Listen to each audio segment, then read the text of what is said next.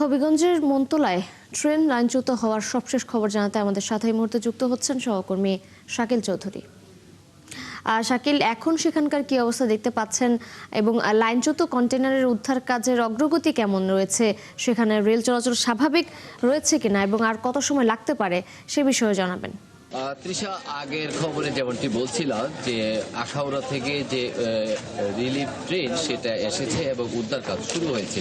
আমি যদি আপনাকে একটু দেখাই, ইতিমধ্যেই কিন্তু যে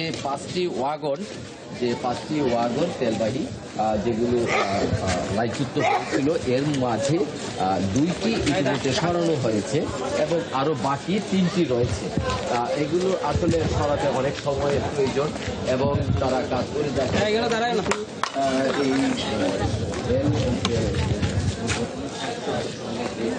রেলের যে ক্ষতি হয়েছে আর রেল সড়কে সেইটিও মেরামতের কাজ করতে, যেহেতু আমি এই পাশে যদি একটু আপনাকে দেখাই যে এই পাশে কিন্তু ইতিমধ্যে কিন্তু দুইটি ওয়াগন সরানো হয়েছে এবং আপনাকে আরেকটি জিনিস জানিয়ে রাখি যে এটা কখন বা কত সময় লাগতে পারে সেটা তারা এখনো নিশ্চিত করে বলতে পারছেন না।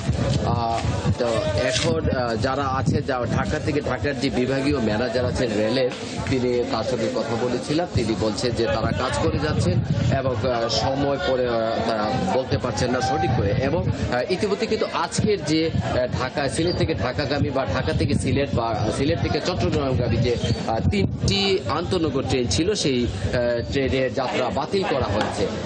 এছাড়া আপনাকে আরেকটা জিনিস আমি জানিয়ে রাখি যে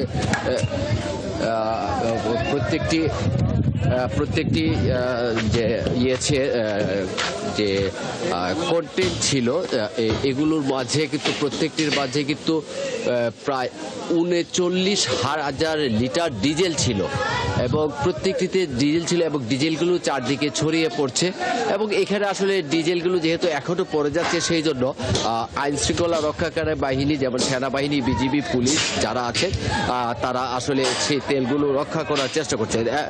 রেলওয়ের যে ঢাকার বিভাগীয় ম্যানেজার তিনি যেমনটা বলছে যে এখন পর্যন্ত আসলে যে 6টি যে ওয়াগন যেগুলো পড়ে গেছে এর মাঝে 2টি থেকে ইতিমধ্যেই কিন্তু 30 থেকে 40% ডিজেল পড়ে গেছে এবং বিভিন্ন খালে এবং পানিতে ছড়িয়ে ছিটিয়ে পড়ছে এবং এগুলো সরাতে অনেক সময়ের ব্যাপার।